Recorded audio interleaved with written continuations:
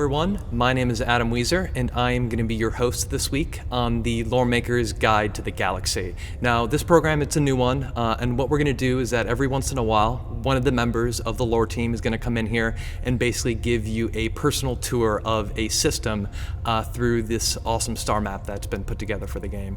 So this week, as you can see, I'm wearing an Operation Pitchfork t-shirt because it felt appropriate considering the system we will be covering. So once again, we're going to start off right here on Earth, and if we back out of the Sol system and do the backspace here, we can bring up the search bar, and we're going to type in this episode's system, which is Vega. So here we go. We are going to head off to the Vega System, which I'm sure a lot of you are familiar with due to the recent Battle of Vega, Admiral Bishop's speech in front of the Senate. All that has happened because of what has gone on here recently. Now, the Vega System has been one of promise and problems for the UEE throughout the history. As you see, it is here. It's in kind of what we like to call the western front of the Empire. And the promise of this system is right in the center. It is this G-type main sequence star. Now, what's special about this star is that it is brighter than 90% of the other stars in the entire galaxy. What's also very special about it is that it's very similar to our sun, to the star that's at the heart of the Sol system. So when humanity found this star out there amidst everything, they got very excited by the prospects. One of the other very important things that made this so promising was that the system also has 2 habitable planets within the green band. So this star, along with these 2 planets, made it a very intriguing system for humanity. The problem with the Vega system has always been that it has one jump that goes directly into Vanduul space. As you can see here, it connects to the Virgil system. Now, for the first few hundred years of Vega's existence, the Virgil system was actually a human-controlled system. That all changed in 2737 with the fall of Virgil. When that happened, Vega literally became the front line of the conflict between humanity and the Vanduul. So for over 200 years, the people of Vega lived in constant fear that at any moment, Vanduul could come through this jump here from Virgil and attack the system.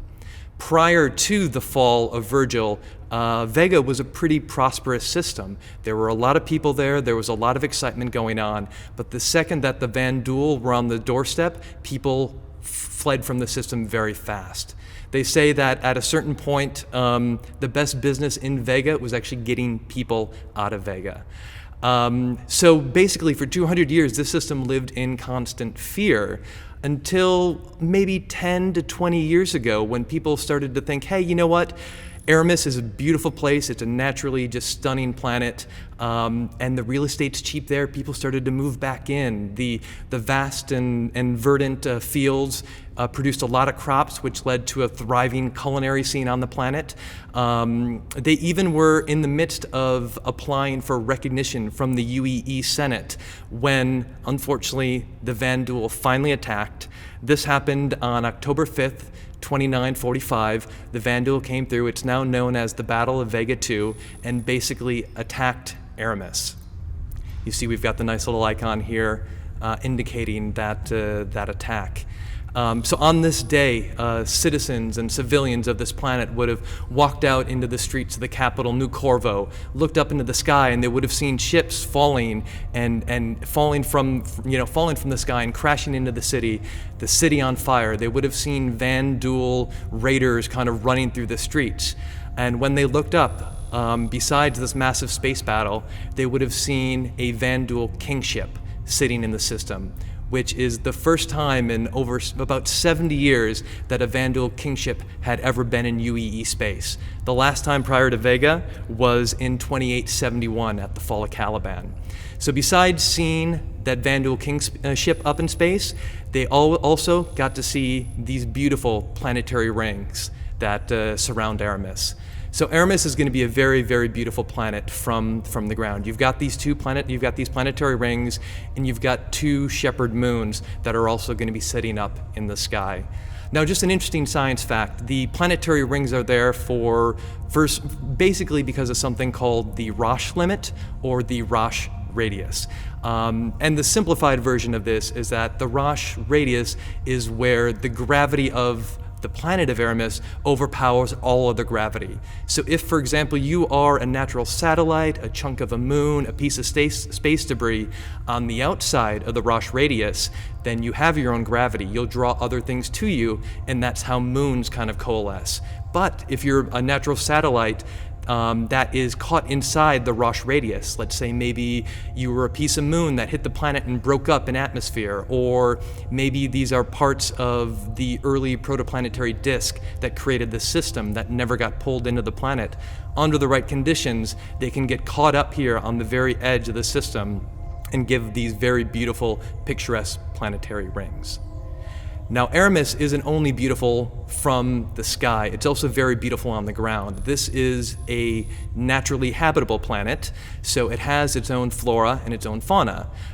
It did need a little bit of terraforming to be able to get humanity to be habitable there, but luckily that terraforming wasn't strong enough to actually eradicate a lot of the natural foliage you'll find there. So it's also going to be a very beautiful planet from the ground. With that in consideration, you can see why, over the past few years, the people of Aramis have strove to receive recognition from the UEE Senate to actually have a voting right there. Everyone seemed to think that they were on the fast track for this to happen, and when the attack of Vega happened, of Vega 2, their basically application was rubber stamped. So it wasn't long before Edward Emile became the very first UE senator from the planet of Aramis, and he decided to use his introductory speech in front of the Senate for a little bit of political theater. Instead of talking about the planet, he decided to close debate and call for a vote on the UEE going to war against the Vanduul. So that's a fun little fact. The first act by a senator from Aramis was to vote for war against the Vanduul. Another fun little thing about this planet here, Aramis, is that it is home to the Cargo Olympics. So for all you haulers and traders out there that are good at moving cargo around, this is where the annual Cargo Olympic event would occur. Unfortunately, the recent attacks have put this year's event in question, but I believe I have it under good authority that there might be some more answers as to what's happening to that very soon. So again, that is Aramis, which is Vega 2. It's about Earth size right here. Let's step back out. Let's go up to Vega 1, which is on the inner part of the system. Now, this is a dwarf planet. There's not too much exciting about it. It's about the size of Pluto. The UE like to call this a one probe planet. They sent one unmanned probe down to this thing, took it out, checked, did some scans, realized there was nothing there to mine, there was nothing there really worth our time, so it's kind of been forgotten and it just sits here in the inner part of the system. So as we back out, let's go to Vega 3, which is the other really, really interesting planet in the system. And this planet is called Selene. As you see, this is a little bit further out from the sun, but it's still in the green band. It's a little bit larger than Earth, and it is not naturally habitable, which means that humans had to terraform this planet to be able to live on it. Now, this place has been the true power center of the Vega system for the past few centuries. The military had a lot of establishments, or they first claimed Aramis and kind of moved in there first. So a lot of the private industry and private businesses came in and took over this planet of Selene. The biggest city on Selene is a city called Titus, and it has a pretty massive population for what is considered a frontier system, a frontier planet. Titus was thriving prior to the Vanduul threat appearing on Vega's doorstep. So when you see the city from the air, it's a massive expanse of buildings, but once you get down to ground level, what you'll realize is that a lot of the buildings on the outer edge of the city are abandoned or partially constructed, or maybe stopped mid-construction due to the Vanduul threat. Vega's population Selene's population of Titus is still high, but it's definitely not as high as it used to be. An interesting point about Selene is that the Governor's Council of the planet grew concerned after the fall of Virgil in 2737. They were worried that there were people on this planet who didn't want to leave, that couldn't afford to leave. They worried what would happen if the Vanduul ever attacked. So their solution was to create a gun company called Caustic Arms. Now this was a private-public partnership between the Governor's Council of Selene and private interest to make affordable and effective energy weapons to sell to the people of this planet in case of a Vanduul incursion.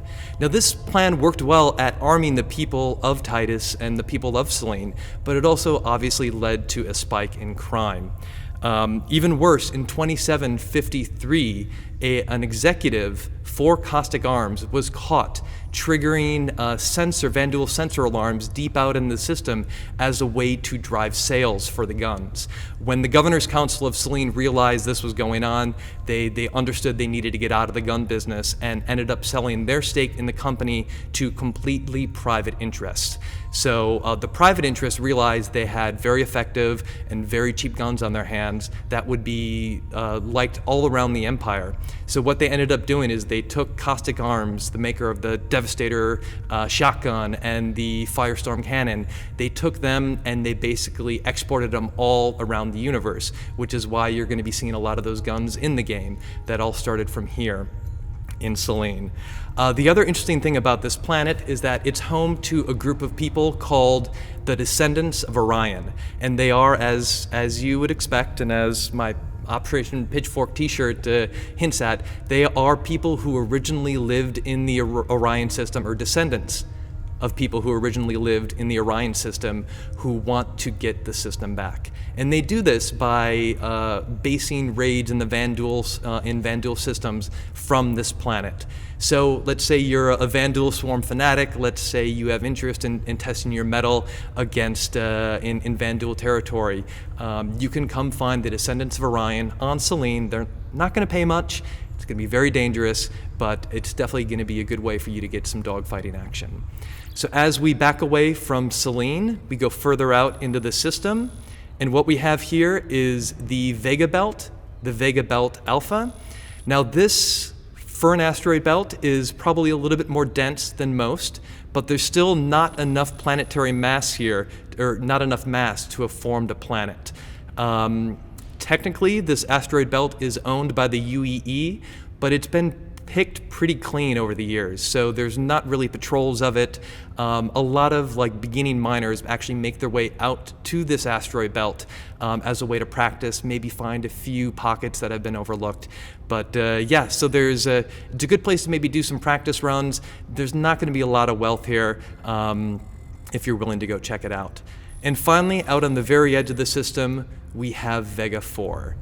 Now, Vega 4 is a super Jupiter, which is the least common class of planets in our entire galaxy.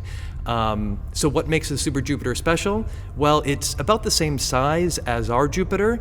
It's just more massive. It just means it's more dense. So yeah, it's a big, beautiful planet that's going to be dotted with fuel refinery stations kind of in the outer reaches that you'll be able to swing by and maybe get some fuel for your ship. So again, this has been the tour of the Vega System, 4-planet system, 1 asteroid belt with 4 jump points coming into it, the dangerous jump point from Virgil, 2 that go to unclaimed systems of Null and Oberon, and it has 1 connection to UE space right here in Bremen. Again, my name's Adam Wieser, a member of the Lore Team, and this was your Loremaker's Guide to the Vega System.